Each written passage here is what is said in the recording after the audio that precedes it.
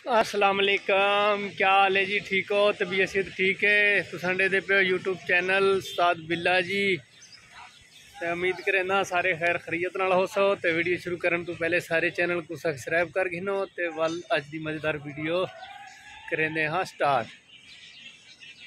ये सारा इलेक्ट्रीशियन ढोला है क्या थिंदा पे जी लाइटा शाटा लेने पे आ। अच्छा जी, कैश ना मजदूरी हूं नाल थोड़ी आदा पे मैं कम सवेर नाल सुबह दा टाइम है क्या हूं करूं। कितनी मजदूरी इंदे नाल? जड़ा ते 120 रियाल आके मैं ऊपर 200 रियाल आखा 120 रुपए ही तक डेवने ने। हां क्या क्या काम है? काम ढेर है यार, जे हिसाब लाऊंगा हिसाब दे नाल 200 रुपए दा काम है। अच्छा क्या करूं, काम दे हालात तो कोई नहीं असा दियां चलो जेड़ी कोई शय आवे आवे।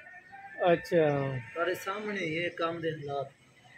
हाँ ये तो गाल है ते ए जी हूँ असा उनके नाल गुफ्तगू कर दी है ते हुण ठीक है नवाज का टाइम ते इतना ही असा वीडियो तो करेंदे पे एंड। अल्लाह हाफिज़।